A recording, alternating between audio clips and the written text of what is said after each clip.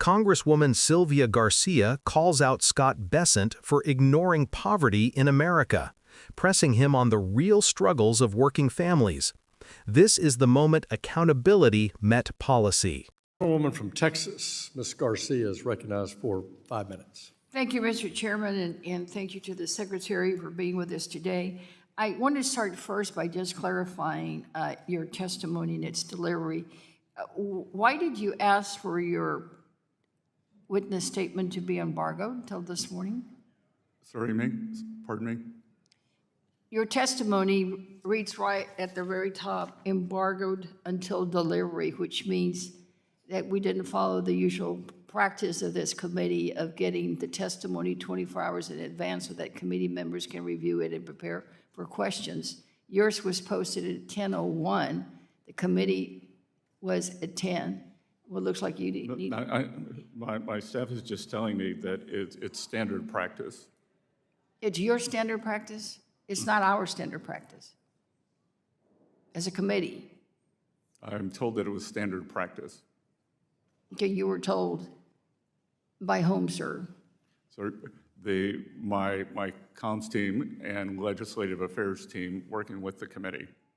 Well, Mr. Chairman, I think for the record, I think you should clarify to the gentleman that that is not our standard. And I know that at least I didn't know anything about this until I got it here. And I don't think our committee staff on the Democratic side was notified that we would be getting all your testimony late. I just wondered, why you had made that request, and clearly at the top, embargoed until delivery. Well, embargo to delivery, I think that was mostly meant for the press. We're not press, sir. We're the members of Congress that have oversight. So, Mr. Chairman, I would hope that you not condone this kind of late submission. It just doesn't help, frankly, for some of the atmosphere that's created when we all just sit down and we still don't have your testimony. Well, then, we just sort of don't feel really good about that. It's not our custom. Congresswoman, I appreciate the importance that you put on my statement. Well, thank you. Notice it's important, sir.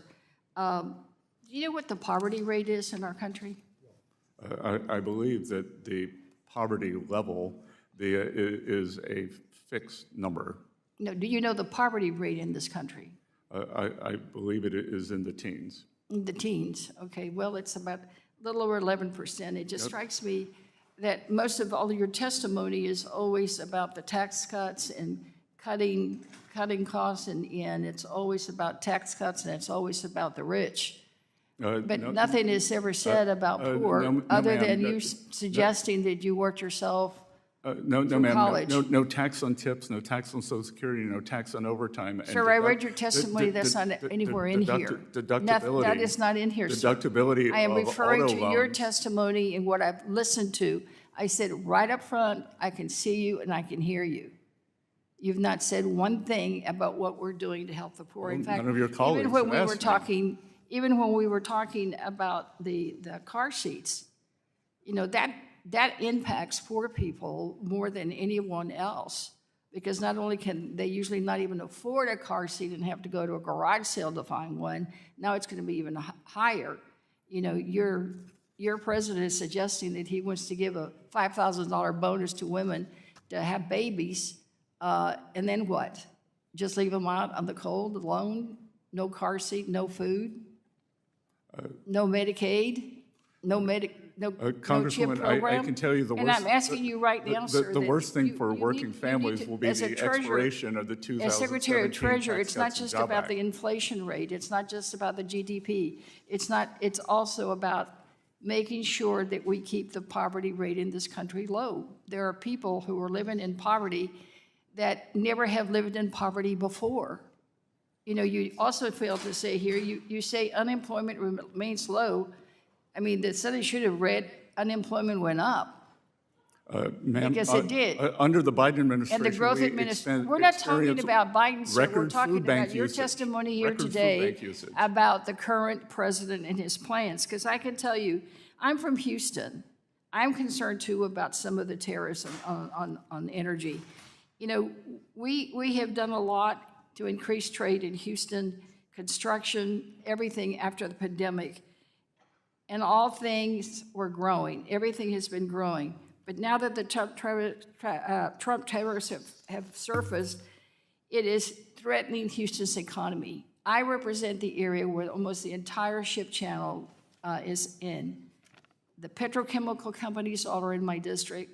The port is in my district. Everybody is trying to figure out what the hell we're going to do. Mr. Chairman, Ranking member. I ask unanimous consent to enter.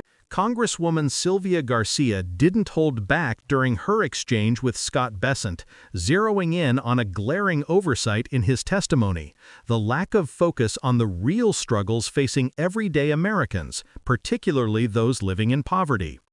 Garcia began by challenging Bessent on procedural grounds, questioning why his testimony was embargoed until delivery. This tactic, she argued, undermines Congress's oversight function, limiting lawmakers' ability to scrutinize statements before a hearing. But the heart of her critique went far deeper.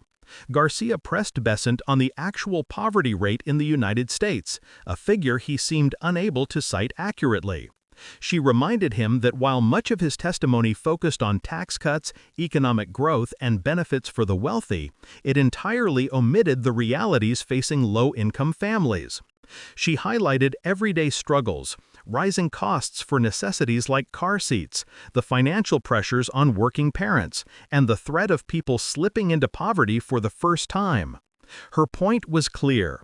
Economic policy cannot be measured solely by GDP growth or low unemployment figures. It must also account for how the most vulnerable are faring. What makes this exchange significant is the way it underscores a broader disconnect in policy discussions. Bessent's focus on tax deductions and high-income incentives illustrates a common tendency to frame economic success narrowly, while Congresswoman Garcia's line of questioning brings attention back to the human side of economic data: children needing car seats, families struggling with food, and Americans living paycheck to paycheck. This isn't just about numbers, it's about priorities, empathy, and the societal impact of policy choices. For viewers, this exchange is a lesson in critical oversight. Effective governance requires looking beyond headlines and averages to understand how policies touch real lives. When lawmakers hold officials accountable, they remind the public that economic policy is about people, not just statistics. Left Lens breaks down these moments to help you understand not just what happened, but why it matters and how these debates shape the lives of millions of Americans. Subscribe to Left Lens for in-depth political analysis that goes beyond the headlines and puts policy in perspective.